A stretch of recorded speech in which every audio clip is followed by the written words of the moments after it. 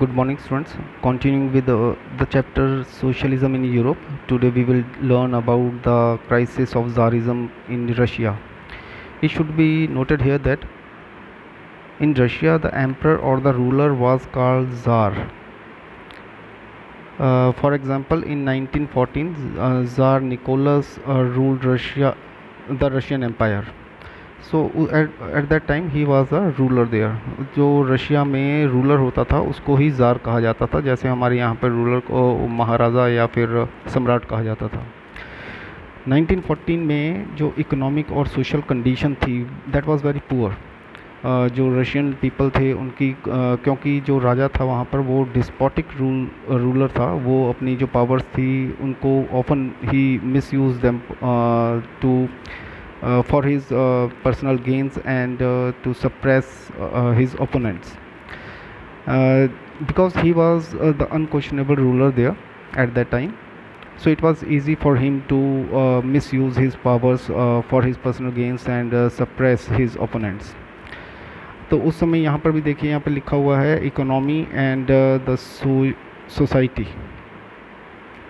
Economy जो थी वहाँ पर, सोसाइटी जो थी वहाँ पर, that was mainly dependent on agriculture. Most of the Russian population, near about 85%, वर एग्रीकल्चरिस्ट्स, और industries were being setup which was mostly private property of industries. जो इंडस्ट्रीज़ थी वहाँ पर अभी शुरू हुई थी, और वहाँ पर भी जो वर्कर्स थे उनकी हालत जो थी वो ठीक नहीं थी, क्योंकि वो भी प्राइवेट प्रॉपर्टी थी, और all those things, all those properties were used for personal gains.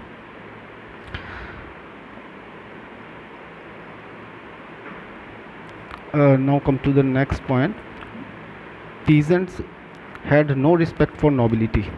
अब ये भी एक समझने की बात है यहाँ पर कि वो जो नोबिलिटी थी, जो नोबल लोग थे, जो राजा या उसके परिवार के आगे मंत्री वगैरह थे, उनकी कोई रिस्पेक्ट नहीं थी आम सोसाइटी में। उसका कारण ये था क्योंकि उनको एक्सप्लॉइट, वो जो लोअर क्लासेस थी और जो मिडिल क्लासेस थी उनको एक्सप्लॉइट करते थे नोबिलिटी के लोग। तो और जो हम पहले ही जान चुके हैं कि जो उनकी जो पावर्स थी वो मिसयूज़ की जाती थी अपने पर्सनल गेन्स के लिए। Now come to the socialism in Russia. ये जो पॉइंट है this is very important. All political parties were illegal in Russia before 1904। 1904 से पहले कोई भी पॉलिटिकल पार्टी वहाँ पर लीगल नहीं थी। इसका मतलब था कि वहाँ के जो राजा था उसको कोई चैलेंज नहीं कर सकता था। The Russian society socialist democratic labour party that was formed in 1898, लेकिन उसका भी जो स्टेटस था वो लीगल नहीं था। हालांकि पार्टीज़ थी वहाँ पर, कुछ पार्टीज़ थी, जैसे ये नाम दिया हुआ the Russian socialist democratic labour party, लेकिन ये लीगल नहीं थी। It struggle to give peasants their rights over land that belong to nobles. जो नोबल्स के पास ज़मीन थी वहाँ पर सिर्फ जो मिडिल क्लास के और लोअर क्लास के लोग जो सिर्फ काम करते थे और जो भी प्रॉफिट होता था वो नोबिलिटी के द्वारा ले लिया जाता था। उसको चाहते थे कि वो उन लेबरर्स को दे दी जाए, वो एग्रीकल्चरिस्ट को दे दी जाए जो वहाँ पर काम करते हैं, लेकिन वो इस काम में सफल नहीं हुए और उनकी जो पार्टी थी वो बाद में टूट भी गई थी, जैसे कि हम यहाँ पर देख रहे हैं। दो हिस्से हो गए थे उस पार्टी के, एक बन गया था बोल्शेविक्स और दूसरा बन गया था मेंशेविक्स। ऐसा नहीं था कि ये पहली बार जो था वहाँ पर रेवोल्यूशन आई थी या कोई डिमांड जो थी कॉन्स्टिट्यूशन के लिए हो रही थी, राइट्स के लिए हो रही थी। उससे पहले भी देखिए यहाँ पे bloody Sunday, it's very important point.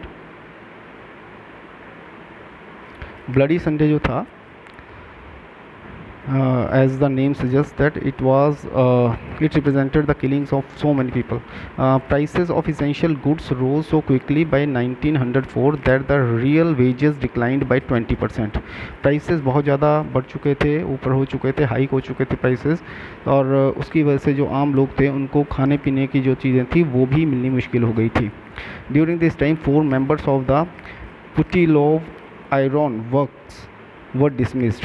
Action was called for 110,000 workers in St. Petersburg went on strike. वहाँ पर वो स्ट्राइक पर चले गए। जब वो स्ट्राइक पर गए तो वहाँ पर पुलिस फोर्स को बुलाया गया और उन्होंने वहाँ पर बहुत सारे जो फायर आर्म्स का यूज़ करते हुए बहुत सारे लोगों को मार दिया। More than 100 people for example यहाँ पे देखिए, यहाँ पे लिखा हुआ ये more than 100 people were killed there. और उनका जो प्रोसेशन था, जो ये जुलूस निकाला जाता, जो स्ट्राइक थी, उसको लीड कर रहे थे फादर गैपन, उस समय के एक लीडर थे वो। 1905 में रशिया वाज एन ऑटोक्रेसी, वहाँ पर राजा का राज था, तो रशिया जो थी वो ऑटोक्रेसी थी। और the tsar was not subject to the parliament, उनसे कोई क्वेश्चन नहीं पूछ सकता था। Liberals wanted to end this state of affairs, they work together towards demanding a constitution. उनकी जो डिमांड थी वो सिर्फ कॉन्स्टिट्यूशन थी। Their main demand was a written constitution that would describe the rights of the middle as well as lower classes. क्योंकि nobilities के पास तो पहले से ही बहुत सारे अधिकार थे, लेकिन इनके पास कोई अधिकार नहीं थे। तो इसलिए उनकी मेन डिमांड थी 1905 के रेवोल्यूशन की उनके लिए एक रिटन कॉन्स्टिट्यूशन होना चाहिए।